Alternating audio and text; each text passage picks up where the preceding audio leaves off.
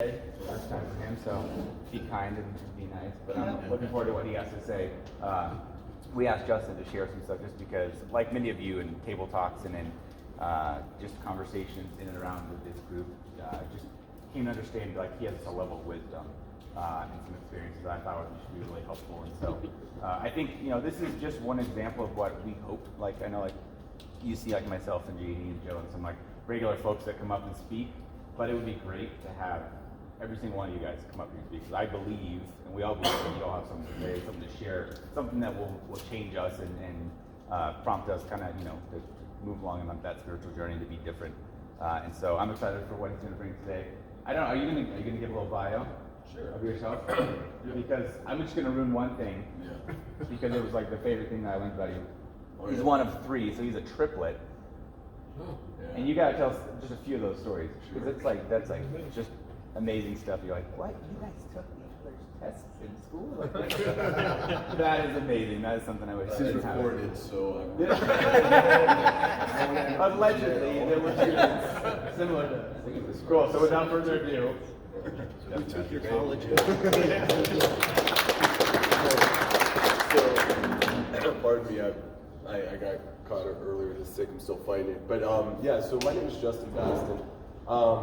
Born in 1980, and I work for a technology company. I'm an engineer by trade, so I do a lot of technical talks, a lot of engineering, and then depending in my volunteer role, I volunteer for an organization, an IT organization, and I currently I sit on the board of directors in that capacity. So this is a challenge and something new for me, so I'm kind of stretching myself.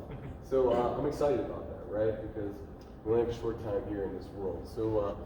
Besides that, I am an identical triplet. So you don't know if you're talking to Justin, Jason, or Jonathan. Thanks, Mom and Dad. So with that said, it's interesting. We may have taken each other's test. I'm looking at the thing. We had to wear like hospital bracelets till we were like 8 years old. The doctor wanted to tattoo our foot with colored dots because they couldn't tell us apart. So we had a very interesting upbringing, to say the least. Fortunately, my brothers are awesome. One's in Oakland, one's in Pittsburgh, and I'm here in Denver, Colorado. So that's kind of me briefly. I'm usually here every Friday, so feel free if you want to talk more. Love to talk to you about really anything. But today, my goal is to really just raise your awareness on this idea of servant leadership. I am no expert, right? I am a practitioner, and I'm learning every day. For me, my role models and servant leaders are my father and my mentor and my wife. So for me, that's who really I try to strive to be like. But I always like to put out there, what is the goal today? It's really to raise your awareness and just get you thinking in things maybe in a different way or in a different perspective that you may not have done before. But I love to do this, right? Before we even get into it, let's show you care and share. I want you to take a minute to look around at your table, and for those, tell them your names, because some names I forget sometimes, but introduce yourself. But I really want you to answer the question, why do you come here, or what do you expect to get out of this group, right? And I'm not going to call you out after, it's just for you to think about why you come here, And so if you're watching this online, call a friend up and tell them about the harbor, and tell them what this organization, what this group of men is all about. So let's take a minute and do that right now, and then we'll bring it back. So go ahead and introduce yourselves.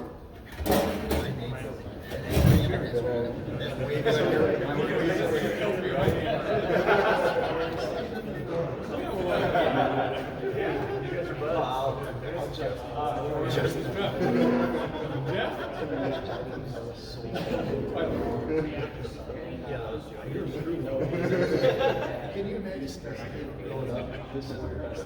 We all know each other since maybe Tyler, Jake. Was they my family?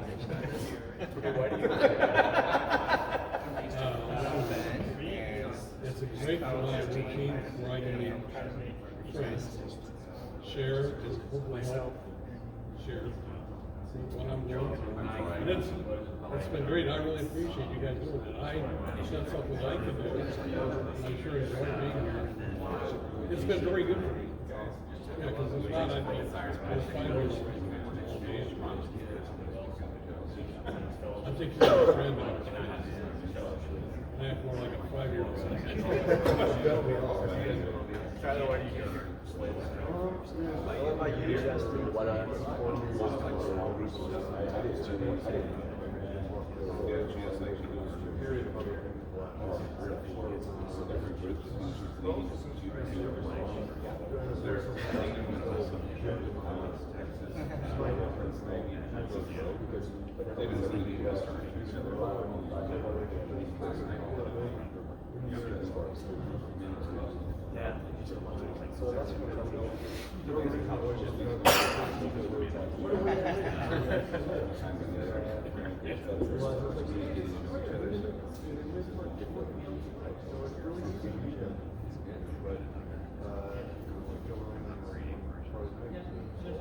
Better shut them off. There'll be no table talks already.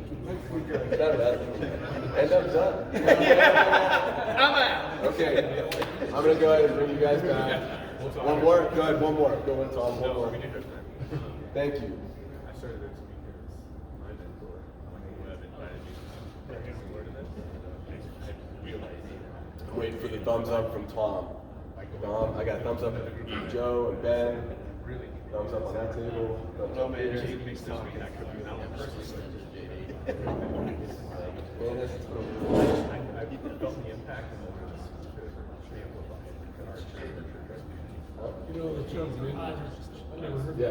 that. Cool. JD, you good? We're good. Good. So why? Why do I do that? Why do you need to share a little information? It's something different. But the other thing too is, you know, with the board that I'm on and with the group of men here, when you're walking around and talking, I've introduced myself and I'm like, hey, if you're in the Harvard, you may only have 15 or 20 seconds to make an impact on that individual, what this organization is about. And so use that as your elevator pitch. What do you say? What do I say? Yeah, when you introduce the Harvard. For me, it's coming. I was telling them it's to come to me to a group of men to just build really deeper relationships. Because my dad always said, if you can find 5 guys that'll carry your coffin when your time is done, that you really know and love, you are a lucky man. Because often through life, as short as it is, you know, it's really hard to find that deeper, meaningful relationship. And I can come here and get to know people at a much deeper level than I can outside of it. So with this group, so that's how I pitch it, and that's how I say, hey, I think you need to come. You might surprise yourself, right? So, and then the picture here, that's my mentor, Tony Negro, amazing man. So, so I just because here's why: if we never would have said hello, talk, I never would have had the relationship that I had with him. So with that said, what is a servant leader? Let's get into the topic. Robert Greenleaf wrote a book back in 1977 around this. This is when it first was coined. He said the servant leader is a servant first, and it really begins with that natural feeling that you're going to put someone else's needs above yours, right? There's a big difference here between wanting to help, because I always used to say, I'm here to help. Tell JD, as JD, I'm here to serve. Because I used to say, I'm here to help. Help and serve are drastically different, in my opinion. Help means you have an understanding of what you're getting into and you want to get into it. Serve means it's unconditional. You don't know what you're going to get into in some things, and are you willing to step up and serve and be humble? See where that led you? It did, and I'm thankful for the opportunity. And so, really, the basic, you're serving the needs of others, the priority. I like to put words, but I don't want to get David down for read, so I try to come as is. So, really, what's the Bible's view on all of this? So, the book of Mark, chapter 10, verse 45 said, "For even the Son of Man came not to be served, but to serve, to give his life as a ransom for many." He's the perfect model for how we, as Christians, as human beings, should move through our life to serve, right? And Isaiah, chapter 43, verse 10 said, "You are my servant whom I've chosen." He's already designated you as a servant to move out your life and to serve others humbly, because all tide raises ships, right? And that's how we can get there. Nobody makes it in this world alone. Nobody. I'm sorry. If people that say that, pardon my language, I'll call bullshit. So, I tend to call it. And so this picture right here, it's I was running actually in Morrison, Colorado, or in Morrison, heading up near the Red Rocks. And for anybody, I was running, and it really dawned on me. And this was actually probably one of the moments where I was like, I need to get involved more with my church, because I started coming back to church about 6 months ago. I was raised Catholic, and I just felt it wasn't for me at the time. So this is a lot more for my family and me. But I'm running up in the mountains up in Morrison. I don't know, this was about 5 miles into the run, and I saw that. And that, at the next week when I was driving there, it's across. I don't know if you can see it. And it was so powerful, and I stood there. Partly I needed a little break, but also I stood there for about 5-10 minutes and contemplated what is my purpose? I didn't come up with really a great answer at the time, but at least I reflected upon it. That's all I want you to do is reflect. What is your purpose? Who are you serving? How are you serving? And so Greenleaf and some other authors came up, what are some characteristics of leaderships? Robert Greenleaf on the far right talked about listening, empathy, healing, awareness, persuasion. Jumping down to the bottom, I've squared off build a community. Where Robert Russell, Gregory Stone, they had 9 functional attributes and 11. I listed them there, so if you look at the presentation later, it's really these characteristics that are a trend that you see in individuals that are considered servant leaders. Mother Teresa, she's considered a servant leader. You can get on your knees and wash somebody else's feet, would you? If a janitor or somebody poor came in, would you? I'll be honest, I don't know. I think I would. I'm just being real. I don't know. What would people think of me? Right? And we'll get into that. And I put here competence. And the reason why I did this is because when Nick and Joe presented on Tribe, they're already pointing us in this direction. In the book of Tribe, it talks about, being connectedness, competence, and authentic. But a lot of this ties into being a servant leader, right? Native Americans had this idea of you do what's best for the tribe, which talks about in that book by Sebastian Younger. But with that, you need to understand that a lot of what they were talking about really ties back to servant leadership, right? Putting others before yourself. So that's great, Justin. Big deal. Who cares?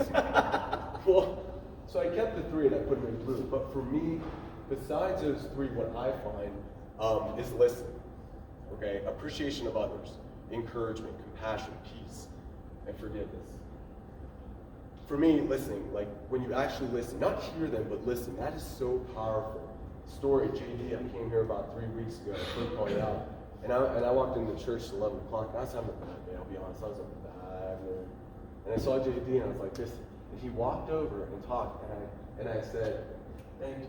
Like, it was, and he made me feel better. I told people I wouldn't tell that story because I don't want them to skew the perception of you, but I actually went back and said, JD, thank you, because that made my day. Listen, he listened.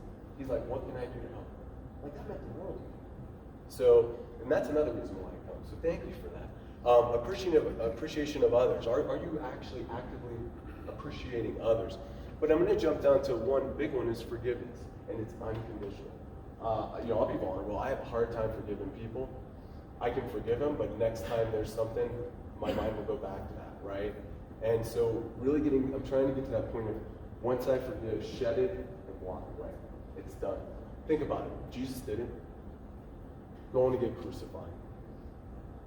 Getting his hands pounded with nails right through his palms or wrist, depending on who you follow. And what does he say?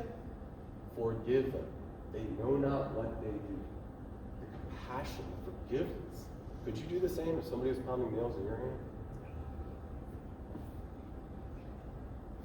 But guess what? Great. But it really means nothing if it doesn't equate to action. I mean, we can sit here and say all we want, I appreciate listening. But if he didn't walk over and talk to me and actually put into action what he feels, what he means, what good is it? What really good is it? Anyway, this happened just a few days ago. Juwan Howard, the Michigan head coach, one of the Fab Five back in the, I think it was 80s, 90s, right? Somebody spilled water. What's he doing? He's on the floor wiping it. Head coach, Division I, probably making millions of dollars. No task is too small, they said. That's what some of his players said. No task is too small. That kind of mentality, it garners respect and love. But what's holding you back? Let's be honest, is it your ego? You know, when I first started working professionally, I thought I knew it. I was a 23-year-old. I'm the smartest one here, not you. And, oh my God, that's so stupid. So I was ignorant. Stupid's not the right word. I was ignorant because I just didn't know what I didn't know. Right? So is it your ego? Can you look in the mirror and say, you know, maybe I have an ego problem. Maybe that's a trigger point for me. I'm too sensitive. Right? Is it a lack of self-awareness? Do you know how you're coming across in certain situations? Right? I remember when Wade and I were talking during one of our group discussions, remember? And you were saying, oh man, I was being vulnerable and they didn't react how I thought. Remember how they were going to react? Yeah. And I was like, do they even know you're being vulnerable? How would they have known that? You knew it here. You know? So it was just, I challenge that. I like to challenge folks just to get them to think about, if you don't know how you're coming across, maybe take a step back and ask someone. You know, I had to write my own obituary already. I've asked others to write an obituary for me because I am genuinely interested in how they perceive me. So that's a big thing with self-awareness. Our actions. If your actions don't align with what you're doing, then you're never going to. You're kind of being fake or fraud, right? I mean, I'm not too strong words, but you are. Isolation. This is fairly new. People say we are more connected now. The world is so much smaller, but we're not connected. Social media, sorry guys, it's like the root. I'm saying it is the root of all evil. Get here to see it in person. But with that said, it's the anxiety of a typical high schooler is 50% higher than it was for the average adult in their 50s compared to 30, 40 years ago. I am so thankful. How many wish they had social media back when they were in high school? Any hands? Nobody's raising their hands. How many were in college? Nobody, right? So we may be more connected, but we're not connected at a deeper level. And that's one of the reasons why I come here, right? Sense of urgency. I can add a little bit. Yeah, please, come on. What's going on Feel free. right now. Back when we were speaking for myself, we had you had to actually walk up to the TV. You'd be walking 15 feet, years ago, and you had to go like this to change the channel. And your news was ABC, NBC, CBS. You had a PBS station, you had an independent station, and maybe a secondary station or something like that. But now it's in your face so much. You know what I mean? In your face everywhere you are, your radio, your TV. Just look at everything we have today that we didn't have 40 years ago or whatnot. But I prefer it back then, I really do. Which don't get me wrong, there's some things that are great today, but you know what I mean? I mean, I don't know. Think about that a lot. Yeah. Well, you're up, who's the rabbit You know, it really is harder to be a servant leader today, or a really connected friend in some ways, because it's easier to pick up my phone and go surf YouTube, right? And that's sad. There's a piece of art. I think it's over in Switzerland. I forget where it's at, but it's two people sitting on a bench. I don't know if you've seen this, and they have their iPhones, and it's light showing, right? And the title of the piece is called "Addicted." There's something to say about that. You know, how can I be a good servant leader when I can't, instead of picking Nick or call, go see Nick or picking up the phone and call him, right? I'd rather sit here and check my email, right? What? Your life's gonna waste away like that. If you walk into any elevator, it's an interesting thing. You walk in an elevator where you got 20 floors to go. You walk in there and there's 7, 8 people in there. Just about everyone has got their cell phone. Yeah. So interesting. Yep. Maybe that's a whole other topic we should get into. And then the sense of urgency. I put that up there because I was reading another book. Actually, my wife is just currently reading. It's on servant leadership, specific in nursing. And what's interesting in there, and Dave, you might find this interesting in your field, is that it's after September 11, 2001, they found that suicide rate dropped 20%. 20%, and there was no increase in prescription drugs for depression or any mental disease for the next 6 months after. Why was that? Because in Tribe, it points out that in a sense of urgency, people go to their natural DNA-built code, which is come together, unify, there for each other. But after that 6-month mark, when things started to go back to normal, people stopped serving each other. And at least it wasn't in the forefront. It wasn't in front of mind. That was crazy statistics.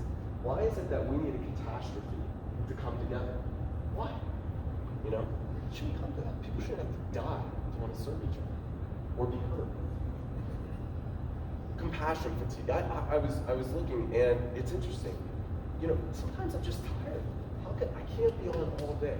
It's hard to be a father, you know, a husband, a son, an uncle, right, a brother. It's hard. But even God, even Jesus had fatigue. In the book of Mark, chapter 1, verse 35, in the morning, while it was still dark, he got up. Jesus got up, went out to the deserted place, and there he prayed. He had to find some way to rejuvenate himself. So it's okay if you get fatigued. I just hope you're surrounded by those that love you to help pick your spirits up. But do whatever you need to do to get back into the game. But it's okay. You're not a failure. You know, it's funny. Failure is always people who get fatigued or can't follow through. I'm finding out more and more. People view failure as a judge of one's character. Guess what? It's an experience. It's an experience. That's all it is. Why is society make you failure as you have to get fired now because you failed? No, I'd rather have a bunch of failures on my team that try stuff than just yes people. So yeah. So as far as compassion fatigue, I really wanted to point that out that Jesus himself was tired. It's okay. So being I was a little sick, I kind of cut this short because I didn't know how long my voice would last. So I did some final thoughts here, and then I want to kind of get into some discussion. So I view that if you care passionately, both in thought and action, it's going to naturally come through it. You will naturally serve. You will naturally serve. And actually, they find that people that serve others are healthier. They're actually healthier mentally, physically. There's research out there that proves that. Okay? This is tough one. Go above and beyond, even when it hurts. And in Galileans, it's chapter 6, verse 2, bear one another's burdens, and in this way you will fulfill the law of Christ. You can do it. God would not put these things or these challenges in front of you unless they thought you couldn't handle it. Joe likes to say, you hate the song, right? Jesus, take the wheel, right? Because you have to do it. You have to do it. But you can do it. He has faith in you. Okay? And give yourself completely. And by this, in Colossians 3, verse 12, as God's chosen one, holy and beloved, clothe yourself with compassion, kindness, humility, meekness, and patience. A lot of that's being vulnerable, but that's okay, right? Those that love you, they won't judge you. They really won't. And meekness, it's funny because one of my mentors, he says meekness is absolute control over absolute power. Fine, view me as meek. Watch me. Watch me. That's your fault. So these are just some thoughts I have. So I have some questions, but I have a couple more slides with that. So if tomorrow never came, this might sound great, but think about it, right? If tomorrow never came, there's no way tomorrow's not guaranteed. I enjoyed the sunset, or the sunrises, because who knows, maybe it's the last one. But if they didn't come, would you be considered a servant? Would you? By your peers? But go one step further. Not by those that love you, by all. That's the difference between helping and serving. Helping, you kind of know. Yeah, JD, I'll help you. Right? But to serve you, dude, you need help with whatever. How can I serve you? How can I serve you? Right, Dave, Joe, right? How? And with that, what holds you back? Be really honest with yourself, because if you can't take a step back and say, I have a deficiency or something that triggers me, then you're never going to be able to conquer that or get over it. And you can. You absolutely can. But wait, there's just a little bit more. And with that said, I talked about Tony, right? He, my mentor, love the guy. And so why do this? Why be a servant leader? Because he was a great model for me, just like my dad and my wife. Built memories, bonds that can't be broken. Love. Just times that I'll never forget. And I don't know if you see where this is going, but remembrance. Even our poets talk about it. It's just happened. So if you don't think what you do doesn't matter, it does. Oh, it does. Be a servant leader. Even when you get kicked in the face, it will matter some way, somehow. A good man never dies, in worthy deed and prayer, and helpful hands and honest eyes, if smiles or tears be there, who lives lives for you and me, lives for the world he tries, to help he lives eternally. A good man never dies. Who lives bravely, take his share of toil and stress, and for his weaker fellow's sake, makes every burden less. He may at last seem worn, lie fallen hands and eyes folded. Yet, though we mourn and mourn, a good man never dies.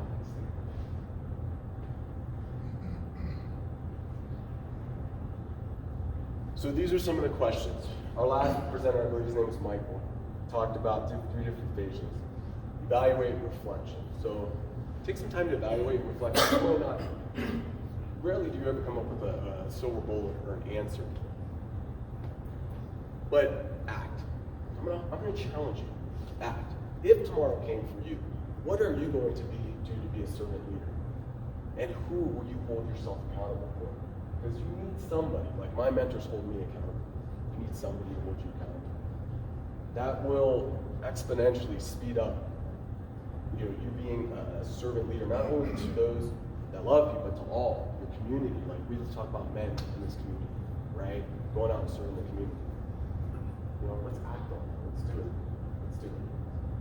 So with that said, I'll leave that up. That was my last slide. I really appreciate your time and energy. Thank you.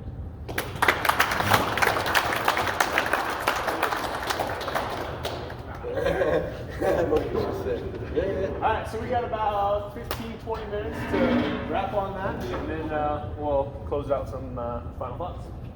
Thanks again, man. That was awesome.